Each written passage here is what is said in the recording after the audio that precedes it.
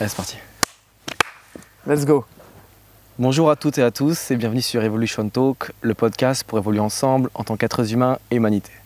Je suis Benjamin Lotin et j'ai la grande joie d'être aujourd'hui en la compagnie de Charles Davoine, ancien militaire, naturopathe, instructeur Wim Hof et aujourd'hui tourné vers le men's work.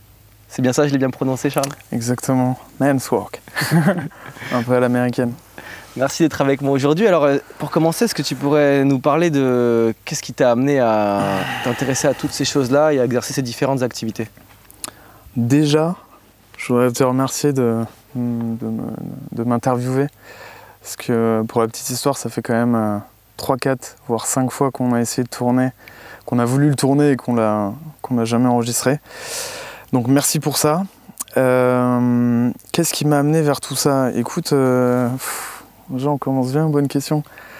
Déjà moi j'ai grandi dans un environnement exclusivement féminin. Du coup j'ai manqué un petit peu de repères masculins. J'ai pas vraiment grandi avec mon père, etc. Donc c'est pour ça que j'ai voulu un peu suivre les traces de mon père qui était militaire.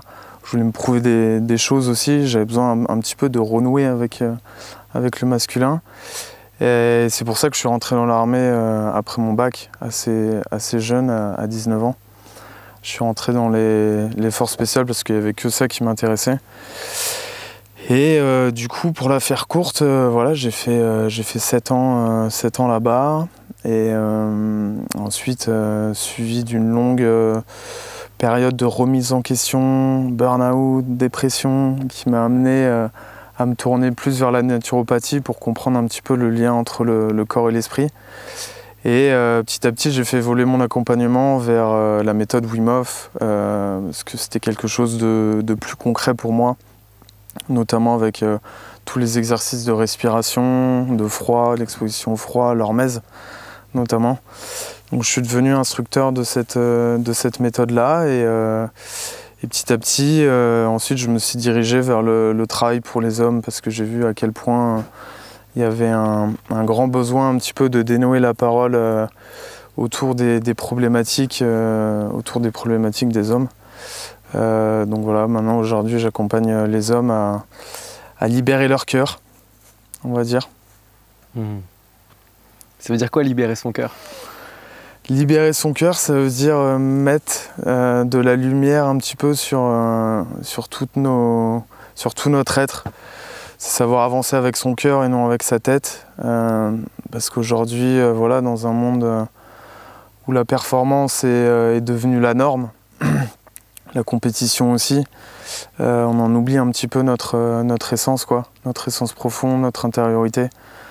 Et c'est mon chemin personnel. Moi, j'ai besoin un petit peu de me reconnecter à qui j'étais vraiment. J'ai besoin de vraiment poser une conscience profonde sur ce que je ressentais vraiment au fond de moi pour faire des choix qui, certains, ont été difficiles dans ma vie. Donc libérer son cœur, ouais, c'est clairement être plus aligné savoir vivre plus aligné dans cette vie, quoi. Et mieux se comprendre. Tu parlais de ces 7 ans d'expérience. Est-ce que tu peux revenir un petit peu sur c'est quoi cette vie-là qui est un peu hors du commun, parce qu'il y a peu de gens qui la vivent, et qu'est-ce que tu gardes de ces 7 années et de toute cette expérience-là, en fait? Ouais. Déjà, ouais, les forces spéciales, bah, c'est l'élite de l'armée. Donc tout le monde a envie de rentrer là-dedans. En tout cas, tous ceux qui ont envie de faire la guerre. C'est un milieu très compétitif parce qu'il y a un petit peu les meilleurs de chaque régiment, les meilleurs militaires qui viennent dans ce régiment-là. Et à la base, moi, je venais chercher vraiment le côté action de l'armée, le côté camaraderie, la fraternité, la loyauté.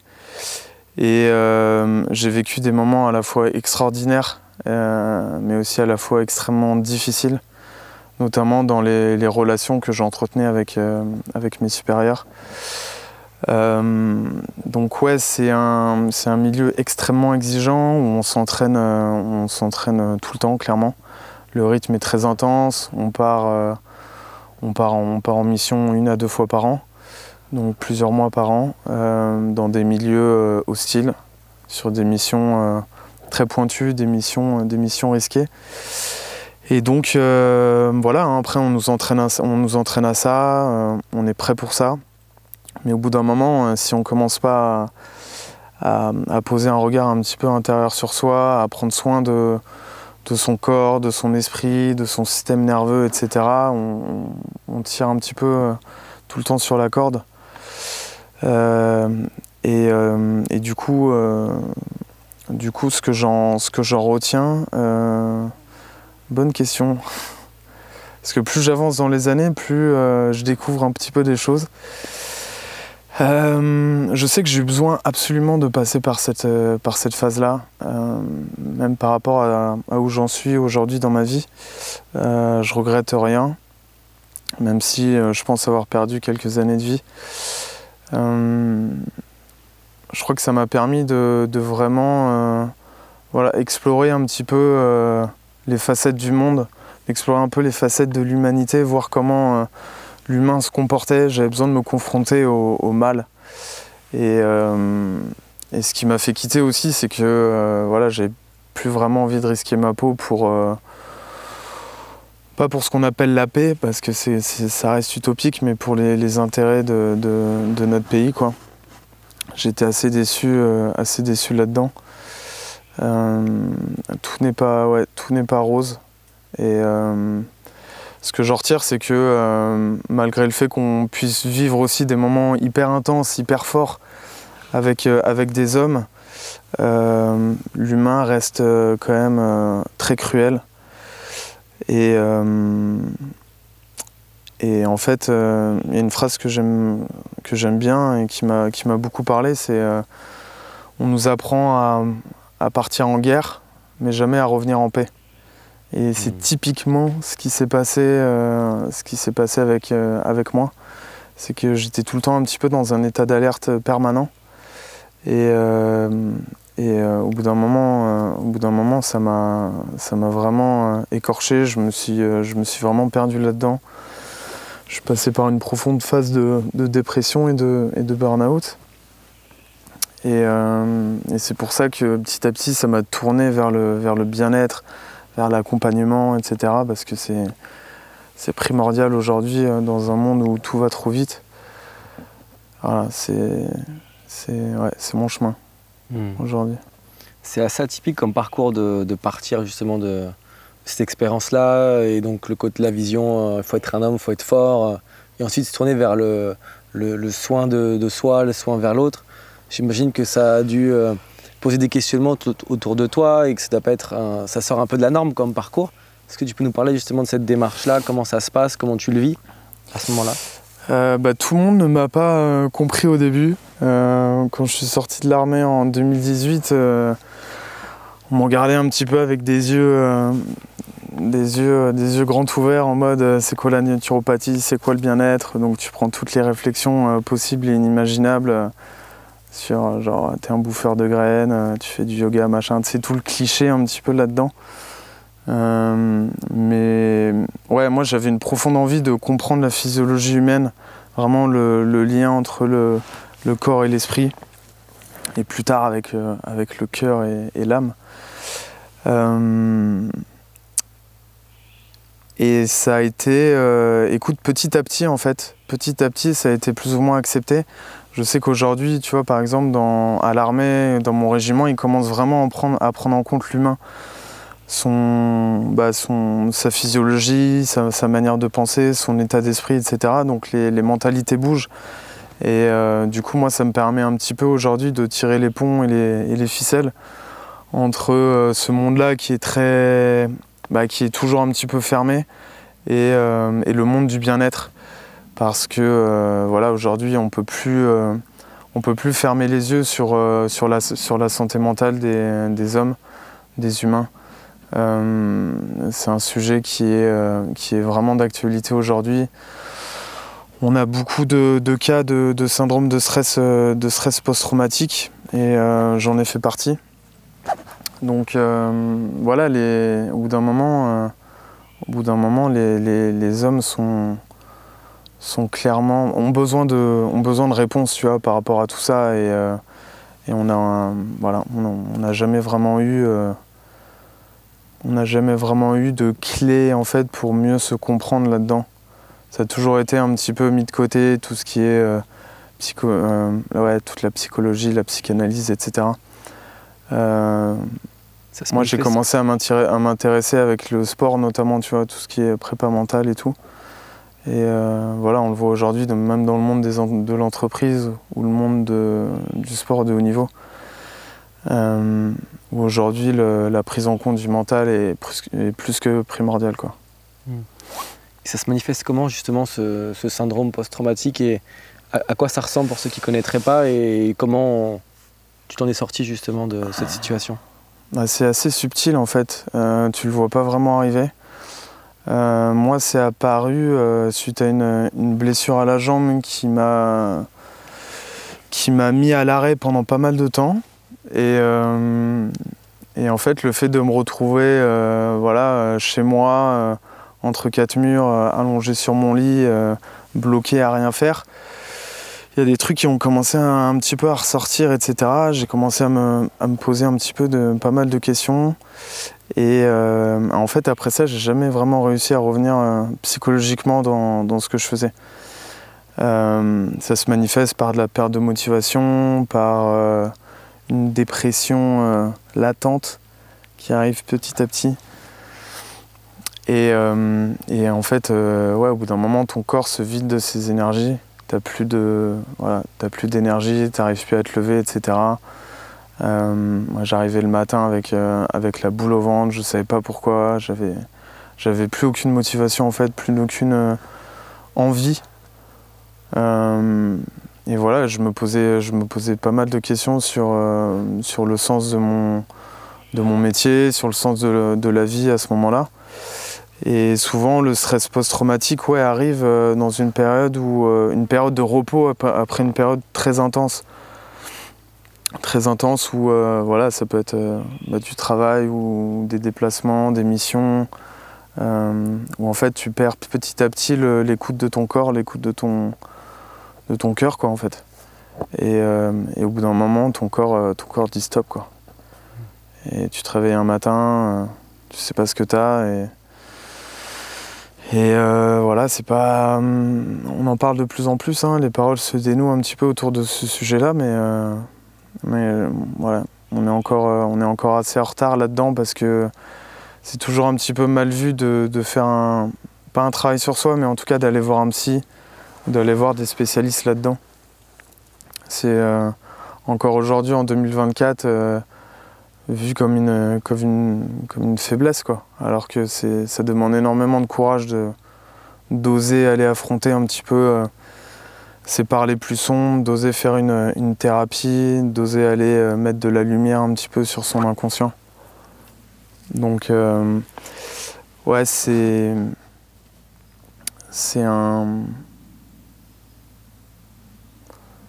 le syndrome de stress post-traumatique, c'est quelque chose qui arrive tout doucement, quoi. Qui arrive tout doucement.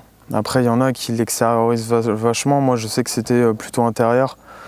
Donc, voilà, c'est de l'introspection, c'est des cauchemars, et petit à petit, ta physiologie, elle empathie, quoi. Vu que tu dors pas, tu manges plus, tu es stressé, ton système nerveux, il est à vif, quoi. Et justement, toi, ce changement de paradigme que tu as vécu, que tu as incarné à ce moment-là, du coup, c'est toute ta vision des choses aussi qui change. J'imagine ton regard sur la vulnérabilité, ton regard sur la force, la puissance. Qu'est-ce qui se passe du coup en toi à ce moment-là et par la suite? Moi, à l'époque, je peux te dire que la vulnérabilité, j'étais toujours dans une phase où, pour moi, c'était presque c'était un inconvénient, c'était une faiblesse. Donc j'ai eu beaucoup de mal à en parler autour de moi. Mais je sais ce qui m'a fait un petit peu switcher rapidement, c'est que dès que j'ai commencé un petit peu à en parler, parce que j'étais obligé d'en parler, parce que genre je pouvais plus le garder pour moi, c'est là où je me suis rendu compte que ça arrivait à beaucoup de personnes et que le partage de chacun et le fait aussi de m'ouvrir à d'autres perspectives, le fait de voyager, etc., m'a vraiment permis de comprendre que j'étais pas seul sur ce chemin-là, quoi, qu'on passait tous par des moments extrêmement difficiles, plus ou moins violents selon les expériences, c'est sûr. Mais aujourd'hui, justement, dans le travail que je fais avec tous les hommes, c'est le point que je mets, vraiment, c'est sur la sensibilité et la vulnérabilité. Parce que dès qu'un homme fait tomber un petit peu son masque et dévoile ses facettes les plus sensibles et les plus vulnérables, c'est là où il accède vraiment à une complétude à l'intérieur de lui, à plus de compréhension, plus d'acceptation et donc plus de liberté, quoi. Et en fait, en parlant avec son cœur, tout simplement, on encourage les autres à le faire et on sort un petit peu de cette compétition et cette domination du masculin, tu vois, où un homme, ça doit pas pleurer, un homme, ça montre pas ses émotions, un homme, ça doit pas montrer qu'il n'y arrive pas, qu'il a des faiblesses et tout, tu vois. Je sais que dans le milieu dans lequel j'ai grandi, c'est un peu l'image de l'homme que j'avais eue, quoi. Et l'image de l'homme aussi dans tous les films, dans toutes les séries avec lesquelles j'ai grandi, tu vois, où l'homme c'est un peu un super-héros, quoi. Donc aujourd'hui, j'encourage les hommes à accéder à plus de profondeur en eux, quoi, et à accepter leurs parts les plus vulnérables et les plus sensibles. Moi, en tout cas, ça a été game changer pour moi de vraiment mettre de la conscience sur ces parts-là en moi et de les transcender pour les utiliser aujourd'hui et d'une manière beaucoup plus positive, quoi. Et justement, comment, lorsqu'on se questionne, lorsqu'on est dans cette situation où c'est compliqué, qu'on a du mal un peu à se tirer d'un état d'être un peu difficile, comment est-ce qu'on peut peut-être se reconnecter un peu plus à soi-même et accéder à un mieux-être? Ça passe par quoi pour toi?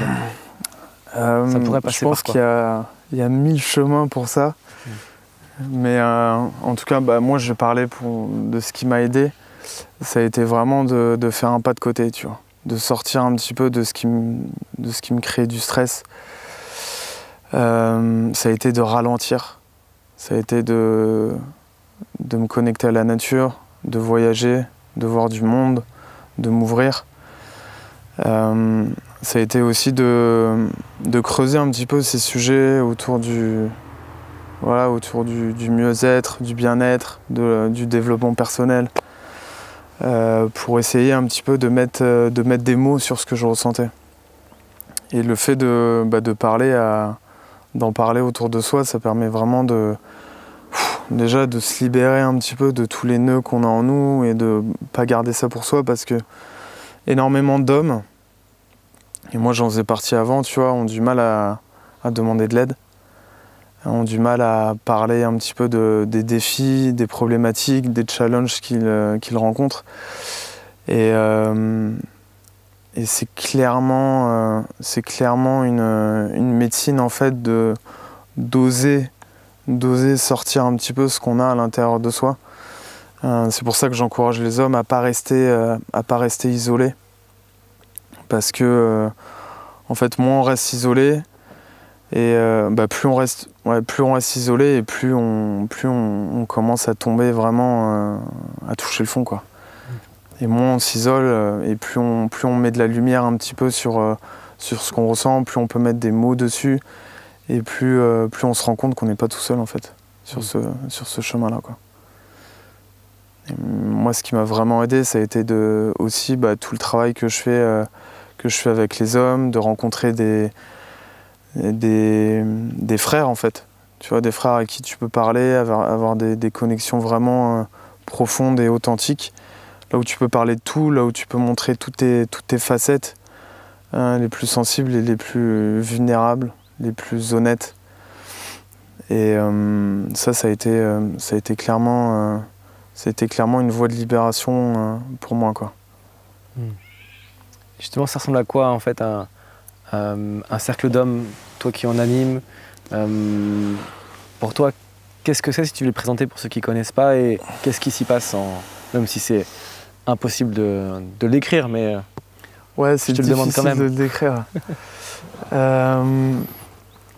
Un cercle, en fait, c'est des cercles de parole où on se réunit. Alors ça peut être en ligne ou en présentiel, mais c'est issu un petit peu des traditions ancestrales où à l'époque nos ancêtres se réunissaient autour d'un feu et chacun avait son temps de parole pour dire ce qu'il avait à dire, pour transmettre du savoir, de la sagesse, etc. Et en fait les cercles, ça peut être à la fois mixte, hommes et femmes. Et moi, ce que j'organise, c'est exclusivement masculin parce que je suis persuadé qu'on a besoin, entre hommes, d'avoir des moments vraiment où on est qu'entre nous, quoi. Et pour pouvoir un petit peu, justement, être plus confiant à parler de nos défis et problématiques qu'on rencontre sans avoir le regard féminin sur nous. Donc ça consiste voilà, on prend un temps pour se rassembler et on a des pratiques dedans où voilà, des pratiques de libération émotionnelle, des pratiques pour s'ancrer, pour revenir dans le moment présent. On fait un peu de respiration et après chacun a son temps de parole. Donc les cercles, ça peut être basé sur une thématique, un sujet, etc. qu'on vient explorer. Où voilà, on vient déposer ce qu'on a besoin de déposer au centre du cercle pour tout le monde. Et franchement, les cercles, c'est une des pratiques, un des outils les plus puissants que j'ai jamais connus. Parce qu'en fait, dans le partage de chaque homme, même s'il n'a pas la même expérience, même s'il n'a pas vécu la même vie, même s'il n'a pas le même âge, tu te rends compte que on vit tous les mêmes choses. Et en fait, ça te permet vraiment de trouver une nouvelle perspective sur un problème que tu pouvais avoir. Et donc ça permet d'avoir des nouvelles clés de compréhension et de dénouer un petit peu la parole autour de ça, quoi. Donc c'est à la fois... le cercle,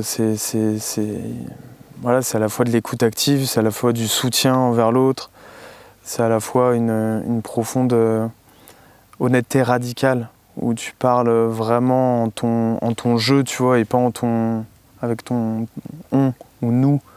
Tu parles que avec ton jeu, tu parles de ce que toi t'as vécu, de ce que toi tu penses, de ce que toi tu ressens. Et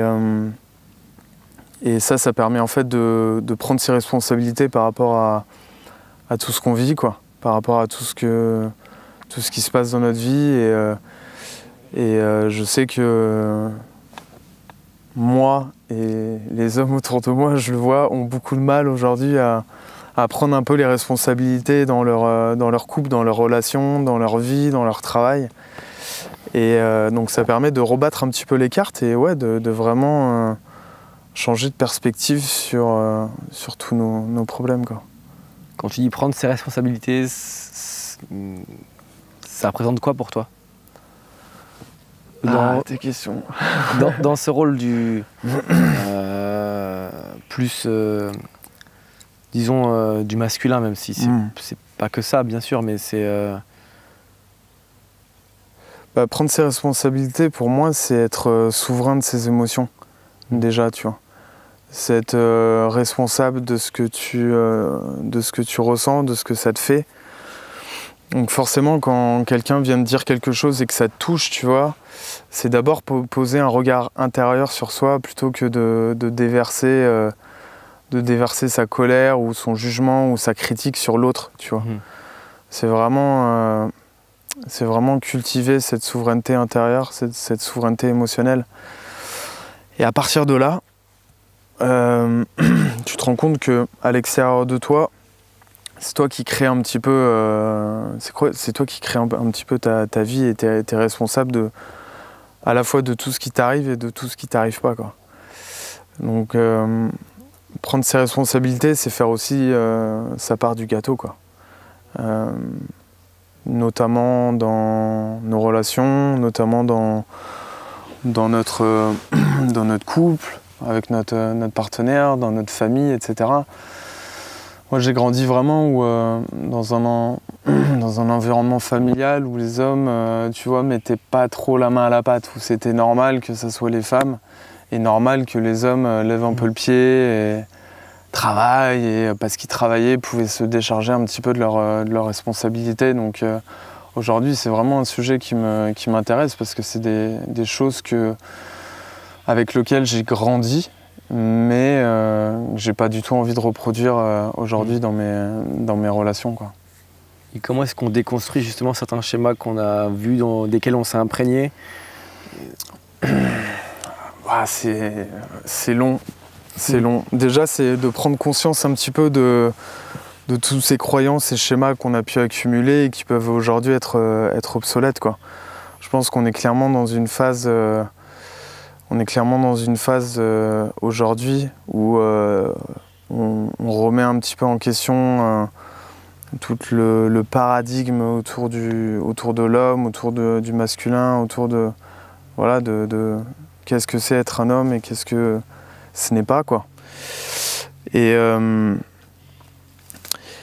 déconstruire, comment on déconstruit tout ça, justement grâce au cercle d'hommes, grâce à des débats ouverts, à des tables rondes autour de ces sujets-là, que ce soit avec les hommes ou aussi avec les femmes, parce que je pense que tout ce travail-là, on peut pas le faire sans la vision des femmes. Donc ça prend du temps.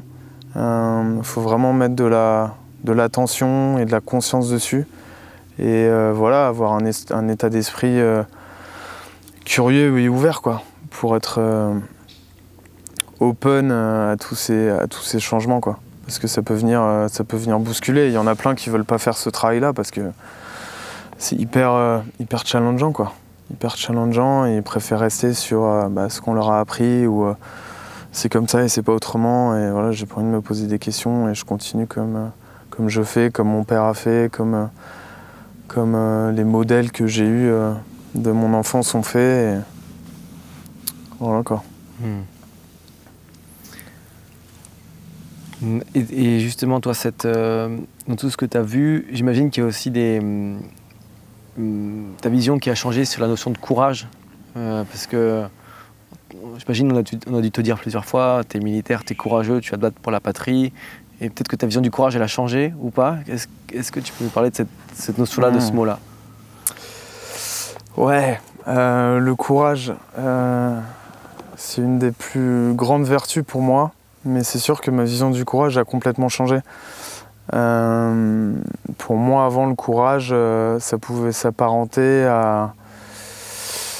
au lien avec la peur, tu vois. Avec la peur ou l'absence de peur, tu vois, d'ailleurs. Mais savoir transcender sa peur, tu vois. Et aujourd'hui, pour moi, j'attribue plusieurs formes de courage, tu vois. Il y a le courage physique qui est plutôt lié au dépassement de soi, à la maîtrise de soi, à s'adapter à un environnement, être capable d'y survivre et tout, donc quelque chose de très primaire. Et aujourd'hui, je vais un peu plus loin, tu vois. Pour moi, il y a aussi des notions de courage émotionnel, notamment à savoir accepter, comprendre et intégrer un petit peu ses émotions, savoir les transcender, savoir se remettre en question, tu vois. Ça demande énormément de courage, tout ce travail introspectif, parce que tu viens déloger des choses, tu viens mettre de la conscience sur de l'inconscient, tu vois. Donc c'est sûr, plus tu viens creuser et plus tu viens découvrir des choses à l'intérieur de toi.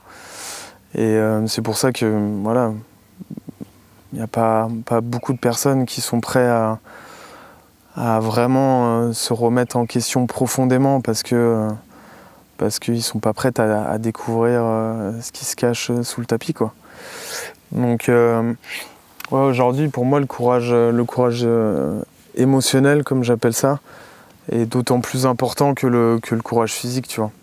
Et pareil, il y a aussi une notion de courage spirituel qui est liée un petit peu au sens, à sa quête de vie, tu vois, à savoir se transcender et se connecter à plus grand que nous, tu vois, et pas rester juste à notre échelle, on va dire, humaine ou personnelle, mais savoir se connecter à la nature, tu vois, aux éléments qui nous entourent, savoir amener un peu plus de conscience sur ce monde-là, quoi. Parce que je suis persuadé qu'il n'y a pas que le monde physique comme on le voit là, que la matière et tout, mais le monde est fait d'énergie et voilà, de corps encore plus subtil que ça, quoi. Donc pareil, voilà, ça demande du courage d'aller explorer un petit peu tout ça, quoi. Donc moi, ma vision du courage a beaucoup changé, quoi. C'est quelque chose de beaucoup moins primaire et guerrier qu'avant, quoi. J'avais jamais entendu cette notion avec justement différents niveaux de courage. Je la trouve très juste et très intéressante, tu vois, de pas résumer ça à une seule action, à un seul mot, mais en fait c'est un champ d'action large et riche. Et justement, tu parlais des émotions. Comment est-ce qu'on en vient à prendre soin de ses émotions et à faire le travail pour les écouter, tu vois, pour les laisser couler en nous? Toi, tes outils, c'est lesquels? Ouais, c'est un sujet. Moi, je sais que pour accepter et savoir vivre mes émotions pleinement, déjà je les fuis pas, tu vois. Je cherche pas à les éteindre ou à atténuer un petit peu le feu de ces émotions difficiles, parce que c'est aujourd'hui, ouais, vraiment, on nous apprend à se tourner un petit peu vers tu vois, toutes sortes de distractions pour éviter de ressentir un petit peu toutes ces émotions inconfortables.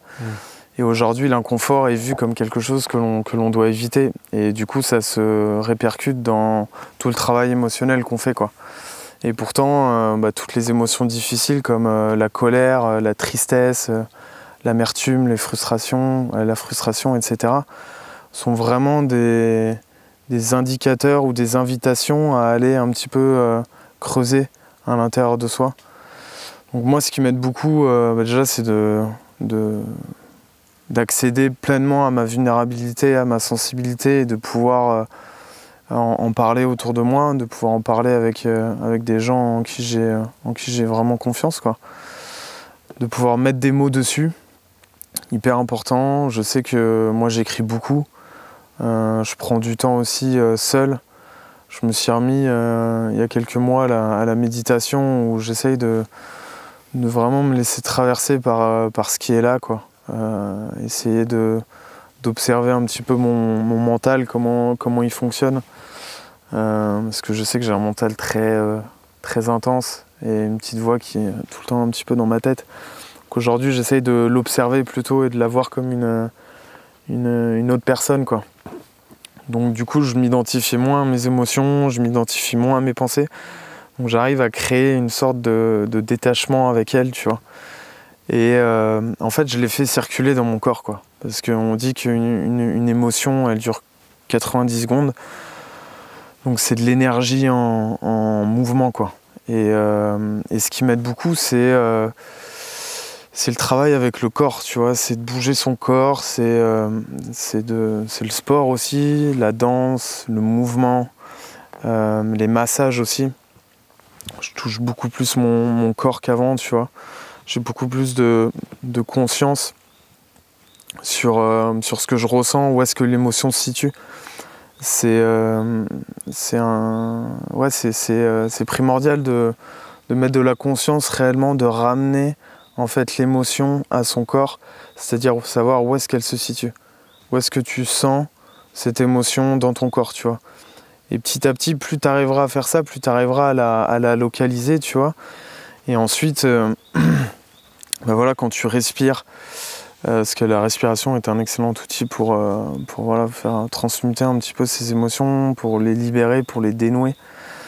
Quand tu arrives vraiment à mettre de la conscience sur la sensation vraiment dans ton corps, grâce à la respiration, grâce au mouvement, et ben tu peux la faire circuler et tu te rends compte qu'en fait tu t'identifies moins à cette émotion-là et cette émotion du coup permet de circuler quoi. Et du coup elle reste moins dans son corps, elle se somatise beaucoup moins que si tu la conscientises dans ta tête.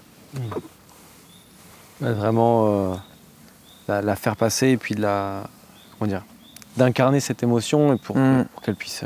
Ouais, vraiment ne pas chercher à la fuir quoi, mais vraiment à l'accepter quoi. Après c'est facile de dire accepter ses émotions etc. Tu vois, ça reste encore un peu flou hein, tout ça, mais donc c'est pour ça que c'est important de ramener une certaine conscience à son corps, tu vois, et d'essayer de un petit peu vider son sac en le posant sur papier un petit peu, en se posant des questions, en faisant de l'écriture intuitive aussi, tu vois, et typiquement aussi en faisant des thérapies, des accompagnements, tu vois, pour mieux se comprendre, quoi.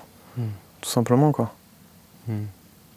Et justement, en fait, dans ce chemin-là, dans ce cheminement avec toutes ces émotions, il y a aussi l'importance peut-être d'être doux avec soi-même dans tout ce qu'on traverse. Et justement, le mot douceur qui peut paraître pas du tout masculin et voire très féminin, quel est ton regard sur justement la douceur? Est-ce qu'un homme il peut être doux? Ouais, bah ce sujet, ouais, la douceur. C'est sûr que la douceur, fait partie un petit peu d'une énergie un petit peu plus féminine.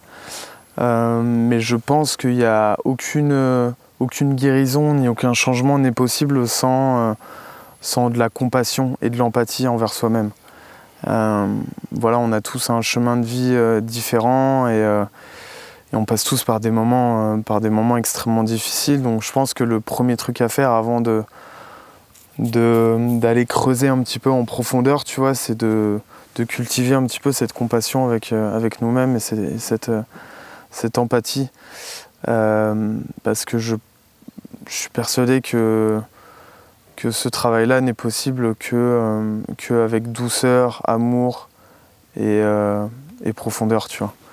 Et si on fait tout ce travail introspectif ou ce travail sur soi, si tu le fais en force, tu n'auras pas du tout les mêmes prises de conscience que si tu le fais en douceur, quoi. Donc c'est un chemin qui prend du temps, qui prend beaucoup de temps même. Et c'est un travail quotidien en fait.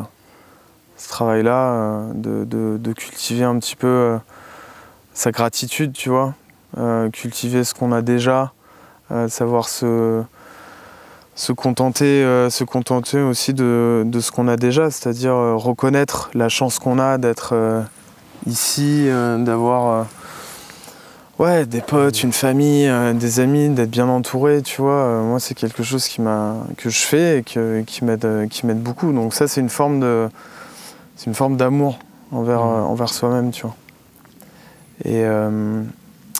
Et contrairement à avant, juste après ma phase de dépression, burn-out, il y a 5 ans, qui a été extrêmement violente, là aujourd'hui, clairement, j'ai une phase aussi violente avec une rupture assez récente, mais ce qui a clairement changé, c'est l'amour que je peux apporter, tu vois. C'est vraiment la compassion et l'empathie que je peux m'apporter dans cette période-là, et je sens que je me sens beaucoup plus léger, beaucoup moins lourd, tu vois, dans cette phase-là, et j'arrive beaucoup plus à accepter la situation, à accepter les émotions que je vis et à les laisser me traverser, tu vois, et je sens que j'avance beaucoup plus vite que lorsque je suis figé sur une situation et que je mentalise un peu trop le truc, quoi.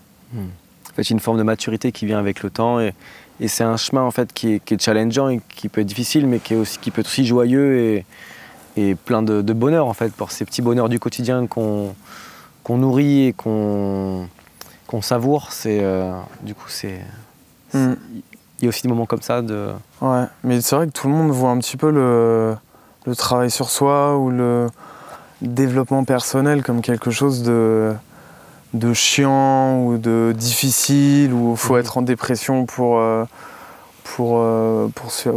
commencer à travailler ou se faire accompagner, tu vois, mais pas du tout en fait. Justement, ça peut être fait avec légèreté, ça peut être fait dans la joie, ça peut être fait dans son couple, ça peut être fait dans ses relations. Tu vois, c'est une certaine gymnastique avec la vie, tu vois, genre t'arrêtes de prendre toutes les choses personnellement et tu vois ça comme un petit peu des enseignements quoi, que la vie te montre et ah bah tiens, là ça vient me chercher un petit peu, tu vois, genre pourquoi ça vient me chercher et t'en as qui ont du mal à avoir ce genre de questionnement, tu vois, mais moi je sais que ces questions-là me permettent de me sentir beaucoup plus libre à l'intérieur de moi, de me sentir beaucoup plus léger, donc c'est sûr que c'est un travail qui peut se faire voilà, de manière douce et fluide. Clairement. Et ce qui est paradoxal, c'est qu'en fait, avec douceur, avec vulnérabilité, en fait, c'est du renforcement quelque part. C'est aussi de l'hormèse. Est-ce que tu peux nous parler un peu de ça De l'hormèse Bah ouais, mec, vraiment, hein, la sensibilité et la vulnérabilité, ça fait partie de notre être, quoi. Donc, plus tu acceptes tes parts sensibles et vulnérables, plus tu arrives à te sentir entier, quoi, à te sentir complet, à te sentir vrai avec toi-même, tu vois. Complètement honnête sur ce que tu ressens et tu verras qu'après, toutes tes relations autour de toi changent. Tu rencontres plus les mêmes personnes, tu te détaches de certaines personnes, tu vois. Et tes relations deviennent beaucoup plus saines, beaucoup plus profondes, beaucoup plus authentiques, quoi.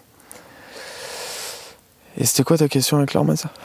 En fait, finalement, la douceur et l'empathie, elles accompagnent ce processus de renforcement. En fait, on se renforce pour s'adoucir. C'est paradoxal, mais en fait, c'est peut-être un peu les deux à la fois en même temps. Ouais, c'est ça. Bah, ce travail avec l'hormèse, de venir un petit peu aller au-delà de sa zone de confort, tu vois, de faire de l'inconfort, que ce soit un inconfort physique dans le froid, le sport, le chaud, peu importe, comme un travail un inconfort un peu plus émotionnel, tu vois, ça permet justement de dépasser un petit peu ses limites, tu vois, on va dire, et d'agrandir justement ta zone de confort, quoi. Parce que moins tu travailles, plus tu fuis ton inconfort, moins tu travailles avec l'inconfort, plus ta zone de confort se réduit, tu vois. Et genre, moins tu te sens à l'aise dans n'importe quel milieu, n'importe quelle conversation, tu vois. Ouais. Donc c'est... ouais, plus tu oses, en fait, aller un petit peu au-delà de ta zone de confort, comme on appelle ça, tu vois, plus tu arrives à te sentir plus à l'aise, quoi, dans tout ça, quoi. Une forme de liberté et de paix un peu plus présente à chaque instant, quelque part, vu qu'on vient chatouiller cette paix, on vient la déstabiliser. En fait, c'est un peu un chemin de toujours retour vers soi-même, j'imagine. Ouais, bah, c'est typiquement ça, hein, tu vois, genre...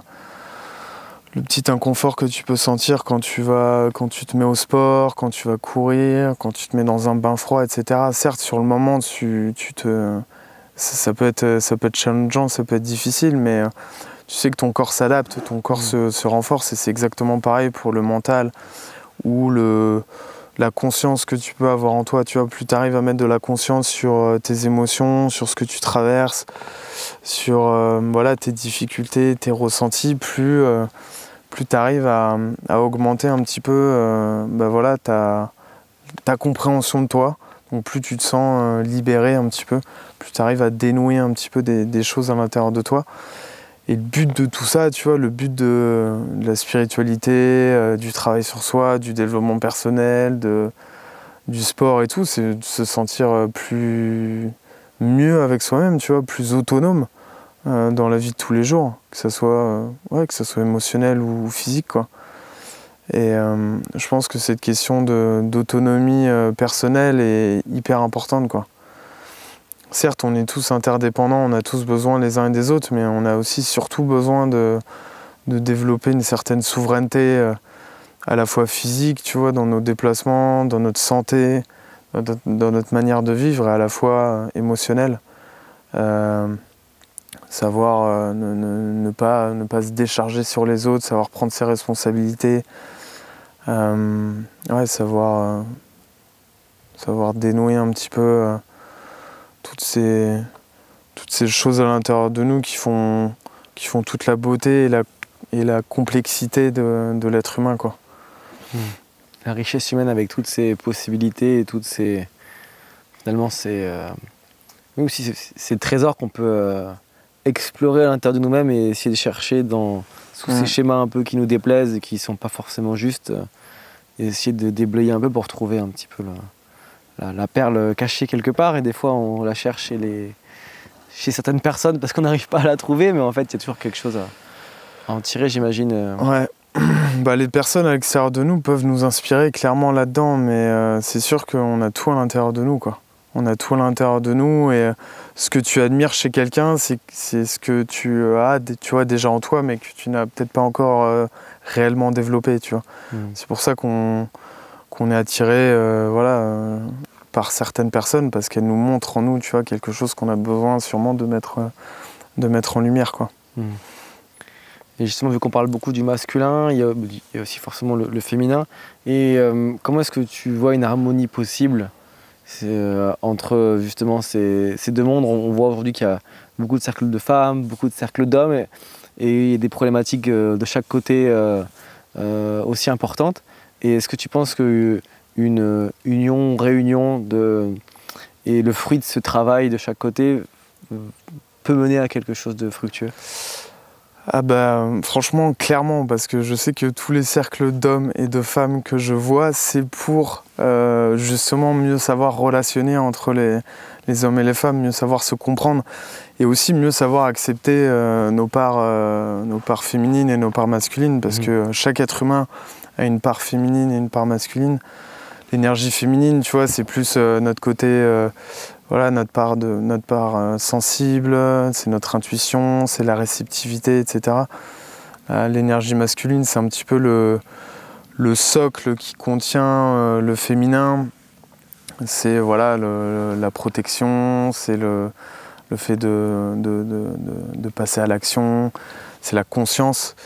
L'énergie féminine, c'est plus l'énergie, tu vois, qui peut circuler dans cette conscience-là. Donc pour en revenir à ta question, en fait tout ce travail qui se fait d'un côté pour les hommes et d'un côté pour les femmes, pour moi est primordial, tu vois, pour pouvoir ensuite, tu vois, aussi partager, revenir dans notre couple ou dans nos relations pour pouvoir vraiment mieux se comprendre et mieux relationner, quoi. Et il existe aussi des cercles mixtes, où pareil, c'est extrêmement puissant de parler avec son cœur, tu vois, avec une profonde sensibilité, une profonde vulnérabilité devant les femmes. C'est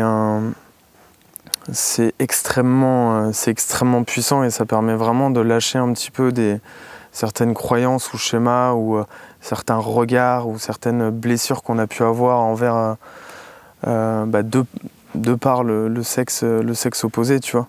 C'est que beaucoup d'hommes ont fait du mal aux femmes, tu vois, et beaucoup de femmes ont fait du mal aux hommes aussi, tu vois. Donc ça permet vraiment de réconcilier un petit peu, à la fois ses parts en nous et à la fois à l'extérieur de nous, quoi. C'est des beaux moments puissants et libérateurs. T'as déjà fait des cercles? Ouais, cercles mixtes, mais c'est dans diverses formations qui n'étaient pas forcément dédiées à cette thématique-là, mais de là naissent de belles expériences profondes, en tout cas, dans celles que j'ai vécues. Et c'est vrai que c'est beau finalement de cette écoute bienveillante, cette présence et cette profondeur dans les échanges qui fait que on se sent accueilli pour exprimer ce qu'on a sur le cœur, et donc ce qui était un peu lourd à porter, les autres nous aident à le faire accoucher, et donc de ça on se sent plus léger, et c'est incroyable.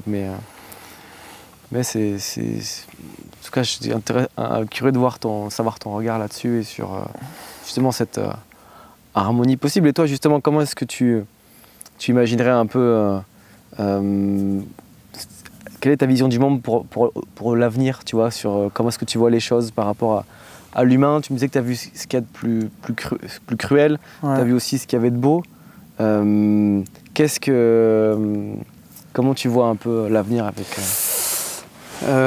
C'est sûr que si je me réfère un petit peu à ce qui se passe actuellement dans le monde, de par les infos, etc., bon, déjà j'ai vraiment arrêté de suivre l'actualité.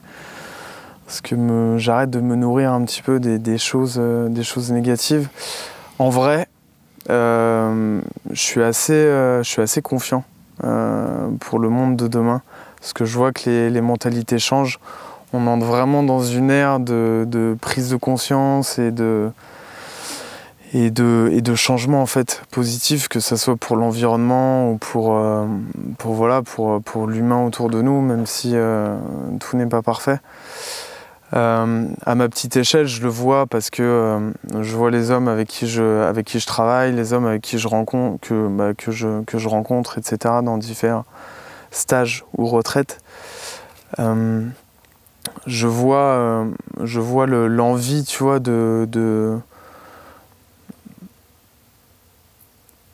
je vois l'envie de clairement poser un nouveau regard, que ce soit sur le masculin ou sur le féminin, tu vois. Genre, il y a vraiment des gens des hommes et des femmes qui veulent vraiment faire changer les choses, quoi. Et on le voit avec tous les espaces un petit peu dédiés à ça, quoi. Donc je suis vraiment confiant pour ça, parce que j'ai l'impression que les hommes et les femmes, en tout cas, autour de moi, s'adoucissent un petit peu, tu vois. Se comprennent mieux, en tout cas, cherchent à mieux se comprendre. Donc ça crée une espèce d'harmonie, tu vois. Et on n'arrivera jamais vraiment à un équilibre parfait. De toute façon, dans la nature, il n'y a jamais d'équilibre parfait, mais il y a une harmonie, tu vois. Il y a un savoir vivre ensemble, etc. Et même si j'étais dans l'armée, etc., tu vois, à défendre mon pays, à défendre certaines valeurs, etc., des choses qui pouvaient sûrement diviser, tu vois. Aujourd'hui, je suis beaucoup plus dans une recherche d'harmonie et d'unification entre les hommes, quoi. Quand je dis les hommes et les femmes. Écoute, on arrive à la fin de ce podcast. Déjà ? Le temps défile. C'est passé vite, hein ? Je vais te poser la question rituelle. Si tu avais un dernier message à transmettre à l'humanité, comme une bouteille à la mer, quel serait ce message ? J'ai pas réfléchi à cette question. Ça tombe bien. Une bouteille, un dernier message, ça veut dire que la personne qui la voit, elle est genre toute seule sur une île déserte et c'est la dernière ? Parce que j'en ai plusieurs du coup là. Oui, t'as le droit de mettre plusieurs petites notes dans cette bouteille. Moi, il y a une phrase que j'aime bien qui m'a toujours suivi. C'est tout est possible à qui rêve, ose, travaille et n'abandonne jamais. Xavier Dolan. Et en fait, dans cette phrase-là, tu vois, il y a tout. Il y a le côté un petit peu spirituel des rêves, tu vois, il y a le côté un peu courage d'oser. Et il y a la matière, quoi. Il y a la vie aujourd'hui, tu vois. Le fait de travailler. On est obligé de contribuer à ce monde-là, tu vois.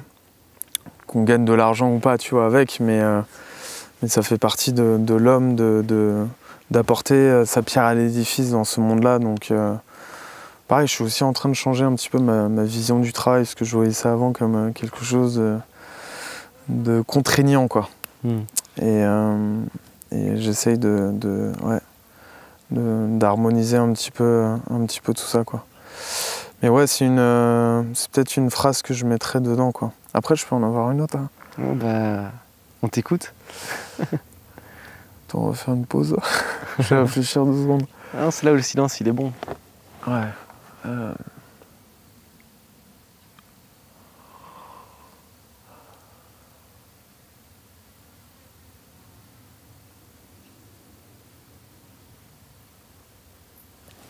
J'en ai plein, mais après, elles sont pas forcément très douces. C'est ta bouteille à la mer, tu mets ce que tu veux à l'intérieur. Une qui te permet un petit peu d'affronter, tu vois, la vie, quoi, la difficulté aussi de la vie, les challenges, les épreuves que tu rencontres. C'est l'homme se découvre lorsqu'il se mesure à l'obstacle de Saint-Exupéry, tu vois. Et pareil, c'est une phrase qui m'a beaucoup accompagné et que j'aime bien me rappeler parce que chaque profonde transformation, évolution est précédée d'une phase de chaos. Donc quand il y a des moments dark, des moments difficiles, des obstacles, des épreuves qui arrivent, c'est justement, tu vois, ce qui va te préparer au meilleur après, quoi. Et de s'en rappeler pour la lumière au bout du tunnel. Pour pas baisser les bras et le meilleur est devant toi. Merci, c'est un magnifique mot de la fin. Merci, mec. Pour vous qui nous écoutez, vous trouverez en lien dans la description du podcast tes activités, donc vous pourrez retrouver avec tous les liens pour découvrir tout ton travail. Vous y trouverez également un lien pour soutenir l'action nutritive et soutenir les plantations de forêts comestibles avec les enfants. Donc voilà, encore un grand merci Charles pour ce moment partagé. Merci à toi Ben, c'était un réel plaisir. J'ai vraiment pas vu le temps passer, tu vois. Et c'est le premier podcast que j'ai enregistré. J'étais un petit peu, ouais, genre pas anxieux, tu vois, mais genre un petit peu stressé, tu vois. Et au final, ouais, c'est passé super vite et j'étais hyper content d'échanger avec toi, partager ces mots et merci de m'avoir donné la parole parce que ça fait du bien de parler un petit peu de tous ces sujets-là, quoi. Et carrément. Mais merci pour tous ces partages et cette ouverture et cette vulnérabilité que tu partages et que tu incarnes. Donc voilà, depuis le temps qu'on voulait enregistrer, ça fait super plaisir. Et à bientôt alors pour un prochain podcast. Merci à tous.